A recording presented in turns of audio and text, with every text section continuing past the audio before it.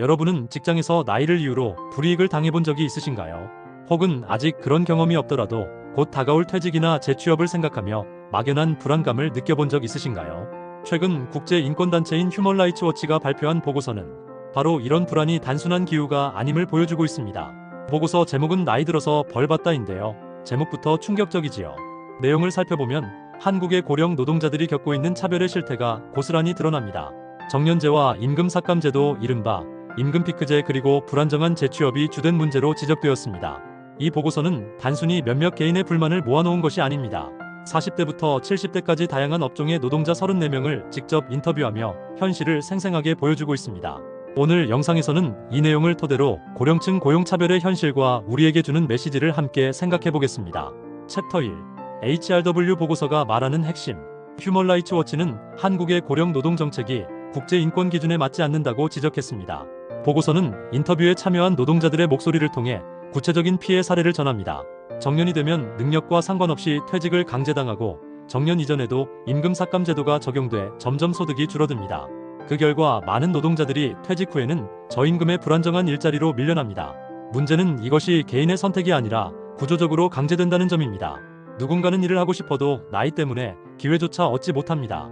또 다른 누군가는 여전히 충분히 기여할 수 있는데도 회사의 규정과 관행 때문에 밀려나게 됩니다. 이것은 단순히 직장 내 불만 차원을 넘어 한 사회의 인권과 존엄성의 문제라는 점에서 중요합니다. 보고서는 이런 구조가 고령층의 삶의 질을 떨어뜨리고 빈곤 위험을 키운다고 경고합니다. 챕터 2.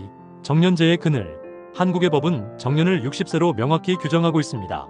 젊은 세대에게 일자리를 나누어 주기 위한 장치처럼 포장되지만 실제 현장에서는 부작용이 더 크게 나타납니다.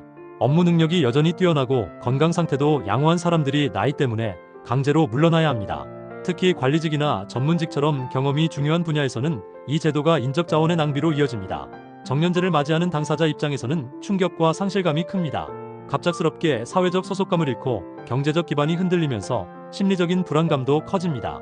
퇴직 이후 새로운 일자리를 찾는 것도 쉽지 않기 때문에 정년제는 단순한 제도가 아니라 고령층의 삶 전반에 큰 영향을 미치는 요소가 됩니다.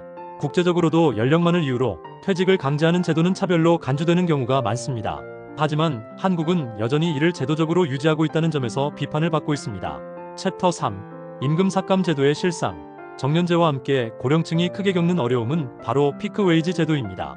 이는 일정 연령이 되면 임금을 줄이는 방식으로 운영됩니다. 예를 들어 56세부터는 연봉이 20% 줄고 그 이후 매년 10%씩 더 깎이는 식입니다. 문제는 업무 강도와 책임은 그대로인데 보상만 줄어든다는 점입니다. 직원 입장에서는 같은 일을 하면서도 해가 갈수록 생활비 마련이 점점 더 힘들어집니다. 또 임금이 줄면 국민연금 보험료와 퇴직금 산정액까지 줄어들어 장기적으로 더 큰 손해를 보게 됩니다. 기업 입장에서는 인건비 부담을 줄일 수 있다고 주장하지만 이는 결국 노동자의 희생 위에서만 가능한 일입니다. 보고서에 따르면 많은 노동자들이 이 제도를 불합리하다고 느끼며 불만을 토로했습니다. 결국 임금피크제는 근로자의 의욕을 꺾고 노후 준비를 더 어렵게 만드는 제도로 작용하고 있습니다. 챕터 4. 정서적 심리적 영향. 고용차별의 문제는 단순히 소득의 감소에만 그치지 않습니다. 정년제와 임금삭감 제도를 경험한 노동자들은 자존감과 소속감을 잃어버린다고 말합니다. 여전히 일을 잘 해낼 수 있는데도 나이 때문에 능력이 무시당하는 경험은 큰 상처가 됩니다. 한 간호사는 바람 부는 길 위에 혼자 서 있는 기분이라고 표현했습니다. 또 다른 사람은 회사에서 점점 투명인간 취급을 받는다고 토로했습니다. 경제적 어려움과 함께 이런 정서적 고통은 삶의 질을 크게 떨어뜨립니다. 가정 내 갈등으로 이어지기도 하고 건강에도 부정적인 영향을 줍니다. 단순히 일자리를 잃는 문제가 아니라 사회적 연결망과 자기 존재의 의미가 흔들리는 것이지요. 따라서 고령층 고용차별은 경제 문제이자 동시에 심리적 문제이며 우리 사회 전체의 건강성을 해치는 요소로 볼 수 있습니다. 챕터 5. 재취업의 현실과 한계. 많은 분들이 정년 이후 재취업을 선택합니다. 하지만 보고서에 따르면 실제로 재취업 기회는 매우 제한적입니다. 대부분 경비직이나 청소 같은 단순 서비스업에 집중되어 있으며 임금은 현저히 낮습니다. 정규직으로 다시 채용되는 경우는 드물고 계약직이나 시간제로 일하는 경우가 많습니다. 이런 일자리들은 불안정하고 사회보험 혜택도 충분히 보장되지 않는 경우가 많습니다. 결국 고령층은 여전히 노동을 하고 있음에도 빈곤의 위험에서 벗어나지 못합니다. 재취업 과정에서도 나이로 인한 차별은 이어집니다. 채용 공고에 명시적으로 나이 제한이 없어도 면접 과정에서 불이익을 당하는 경우가 많습니다. 또 체력적으로 버거운 일을 맡게 되면서 건강 문제로 이어지기도 합니다. 따라서 재취업은 제도적으로는 존재하지만 실질적으로는 고령층의 안정적인 삶을 보장하지 못하고 있습니다. 챕터 6. 사회보장제도의 허점. 고령층의 고용차별 문제를 더 심각하게 만드는 것은 사회보장제도의 미비입니다. 한국에서는 대부분 60세 전후로 회사를 그만두게 되지만 실제 국민연금을 본격적으로 받을 수 있는 시점은 65세 이후입니다. 이 공백 기간 동안 많은 사람들이 소득 없이 버티거나 불안정한 일자리에 의존하게 됩니다. 실업급여도 길어야 9개월 정도만 받을 수 있어 60세 이후 생활비를 메우기에는 턱없이 부족합니다. 노령연금 수급률도 높지 않아 전체 60대 인구 중 약 절반만이 연금을 받고 있습니다. 이런 상황에서 고령층은 의료비 부담과 생활비 걱정으로 이중고를 겪게 됩니다. 보고서는 이러한 공백을 줄이기 위한 제도적 보완이 필요하다고 강조합니다. 즉, 고용 안정과 사회보장 제도의 연결고리를 튼튼히 하지 않으면 고령층의 빈곤 위험은 계속 커질 수밖에 없습니다. 챕터 7. 국제기준과 비교한 한국의 현실. 고령층 고용차별은 단순히 국내적 문제에 그치지 않습니다. 국제인권기준에서 나이를 이유로 한 고용차별은 명백히 금지되어 있습니다. 능력이 충분한 노동자를 연령만으로 배제하는 것은 합리적 근거가 없는 차별이기 때문입니다. 하지만 한국은 여전히 정년제와 임금 삭감 제도를 제도적으로 유지하며 사실상 차별을 합법화하고 있습니다. 이런 점에서 국제사회는 한국의 제도가 인권 후진적인 요소를 가지고 있다고 지적합니다. 특히 유럽이나 북미 국가들에서는 고령층이 경험과 전문성을 살려 일할 수 있도록 제도적 장치를 마련하고 있습니다. 평생 교육이나 재교육 지원을 통해 나이에 상관없이 능력을 인정받을 수 있도록 하는 것이 일반적입니다. 따라서 한국도 국제기준에 맞는 방향으로 제도를 개선해야 하며 그렇지 않으면 고령층 빈곤 문제는 더욱 심각해질 것입니다. 챕터 8. HRW가 제안하는 대안. 휴먼 라이츠 워치는 단순히 문제를 지적하는 데에 그치지 않고 구체적인 대안을 제시했습니다. 첫째, 정년제와 피크 웨이지 같은 제도를 폐지하거나 개편해 나이만을 이유로 퇴직이나 임금 삭감을 강제하지 못하도록 해야 한다고 강조했습니다. 둘째, 포괄적인 차별금지법을 제정해 연령을 이유로 불이익을 주는 고용, 관행을 제도적으로 차단해야 한다고 밝혔습니다.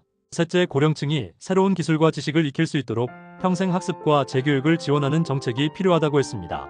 넷째, 고령층 노동자들의 건강을 보호하고 안정적인 근로 환경을 보장할 수 있는 노동 안전 정책을 강화해야 한다고 권고했습니다. 이러한 대안들은 단순히 고령층을 보호하는 차원이 아니라 사회 전체의 생산성과 지속 가능성을 높이는 방안이라는 점에서 주목할 필요가 있습니다. 챕터 9. 중장년층에게 주는 메시지. 이 보고서는 제도와 사회의 문제를 지적했지만 동시에 우리 개인이 준비해야 할 과제도 던져주고 있습니다. 앞으로 40대, 50대 세대는 은퇴가 다가오기 전에 자신만의 경쟁력을 강화하는 노력이 필요합니다. 새로운 기술을 배우거나 자격증을 취득하고 꾸준히 자기 개발을 하는 것은 단순한 선택이 아니라 필수적입니다. 또한 국민연금과 퇴직연금 외에도 개인연금이나 다양한 금융자산을 활용해 소득원을 다각화해야 합니다. 건강관리 또한 중요한 요소입니다. 일을 오래 하고 싶어도 건강을 잃으면 불가능하기 때문에 중년 시기부터 체력 관리에 힘써야 합니다.